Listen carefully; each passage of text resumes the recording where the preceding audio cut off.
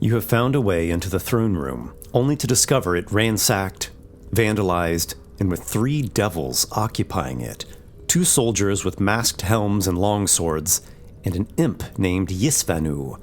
The imp claims that Zdravno summoned him there, then later went on to meet with the imp's master, Malekithis the Three-Horned. This devilish master supposedly has made Zdravno a fantastic offer which promises to elevate him to the greatest wizard in the land. Yisvanu has also stated that this Malekithis would like to speak with you as well and include you in this great bargain. There is something about all this that you do not trust. Perhaps more than just something. You continue engaging the imp in conversation, seeming to go along with his proposal as though you are cautiously curious. All the while, you are considering how you might deal with these fiends. The spell Protection from Evil and Good would help defend you against their attacks, much the same as it did against the Shadow Thing, while your spell Web could restrain them or at least slow them down. What exactly is this wondrous power that Malekithis is offering? You ask Yisvanu. Power and wealth, my young mage. Power to perform mighty and esoteric magics, and wealth to purchase rare components, arcane objects, whatever other good or service money can buy. These things can be yours, and to a greater degree than you have ever known. In exchange, my master will bid you collect certain valuable objects from within your kingdom, and perhaps even beyond. Things which are not easy to come by, relics and old weapons and such. Things which are dangerous to obtain, but with the arcane boons and chests of gold you will receive, you will certainly be able to face such threats. You feign your interest. Greater magics and chests full of gold, that is tempting. You and your master are quite regal indeed. And what of this room? What happened here? You walk about the throne room in as natural a way as possible, drawing Yisvanu's attention away from the fact that you are coming closer to the barred double doors, on the other side of which is the Great Hall, where Vlorgonthrix eagerly awaits to destroy any intruders. The chandelier up there. What happened? My comrades and I might have had a bit too much fun after enjoying some wine. Worry not, we will cover the cost of its repair. And that stained glass window? It too? Yes, that as well. And the furniture. Everything and more shall be repaid. But let us talk of more interesting things. What would you purchase if you had, say, 10,000 pieces of gold? You entertain the imp for a time, but before long, it dawns on you that you are not the only one stalling for time. He seems to be doing the exact same thing. Why would he want you to spend a long time conversing with him? Wait. In Zdravno's message, he urged you to hurry. Time must be of the essence. You have noticed no sign that the devils are onto your ruse. You have now neared the barred doors, only 15 feet away at most. This might be as close as you can get without rousing their suspicions. You could try using Mage Hand, but you have doubts as to whether it could lift such a heavy bar. And these fantastic double doors, where might they lead? You head for the double doors to the throne room. Yisvanu calls out, and the 2 soldiers step toward you. Wait, we are not permitted to open those doors. But I am! You shout defiantly. You and the devils all rush at once. You reach the door, put your hands on the bar, and pull. The heavy bar budges somewhat, but you do not remove it from the iron fastenings. Not yet, at least. You pound your fist against the doors, shouting at the top of your lungs for Vlorgonthrix to prepare for battle. The 2 soldiers in infernal armor come rushing in. They throw themselves at you with goring headbutts from their spiked helms. Were you more of a warrior, you could easily take advantage of the moment and strike at them as they charged in.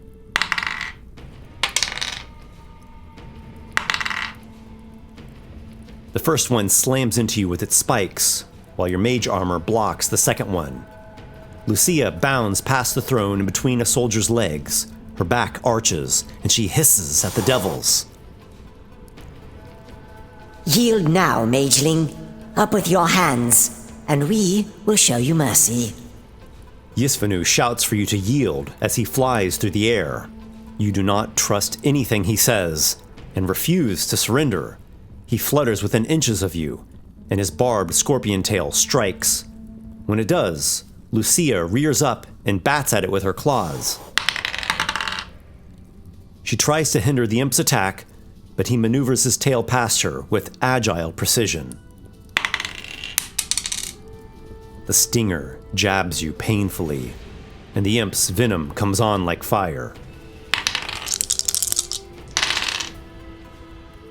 Your body burns with pain, but you manage to keep your feet, calling upon the mystic secrets of divination that Zdravno has trained you in. You again hoist at the bar. You throw the hefty bar free from the double doors and pull them open. Vlorgonthrix! Devil intruders! Kill them!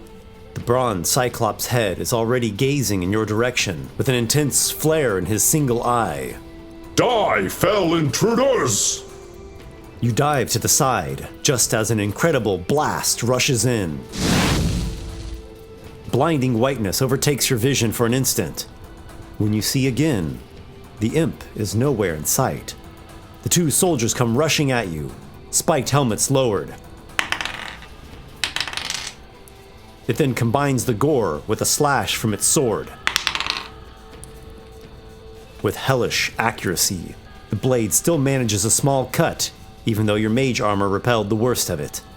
It is enough to overwhelm you. Your blood flows, and pain screams throughout your body. You lose consciousness.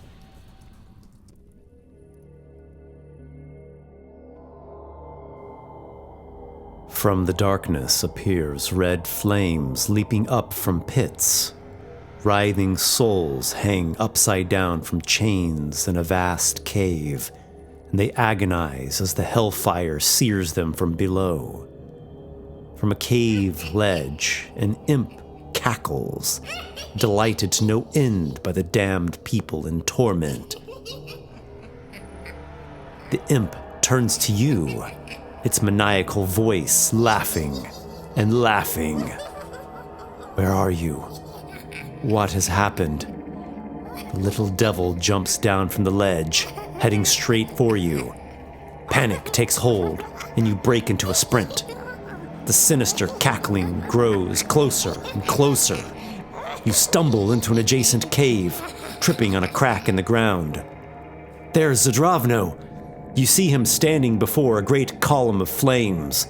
Within the blaze is the silhouette of some hulking greater devil. The imp lands on you, and you desperately try to hold off its venomous stinger. It presses its face against yours, and you can feel the prickles of little whiskers. It licks your face with its tongue, a rough tongue that scrapes your cheek with each wet lick.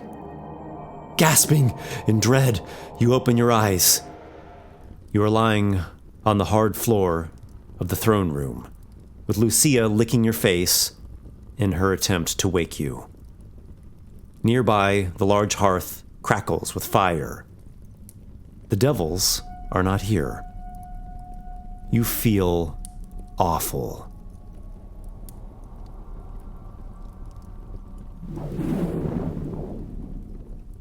Dried blood spots your clothes, and your shoulder burns where the imp had stuck you with its barb.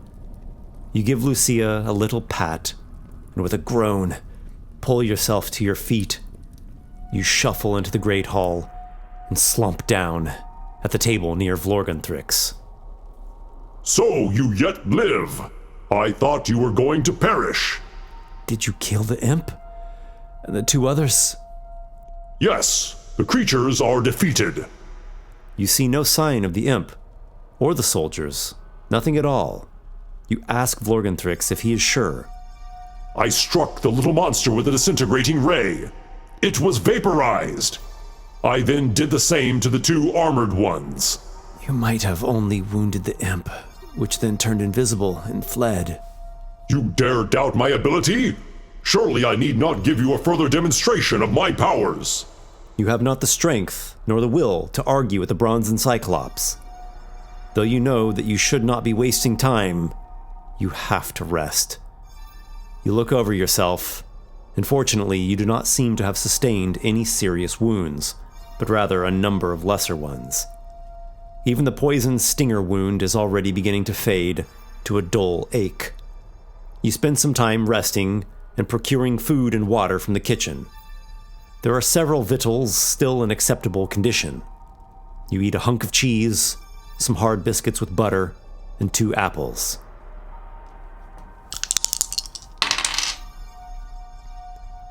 After a couple hours, you feel somewhat better, but still rough. You see through the broken stained glass window in the throne room that it is getting darker outside, and night will fall in about an hour. Part of you wants to press on, and part of you wants to keep resting. You fear that if you delay too long, Zdravno will suffer some terrible fate.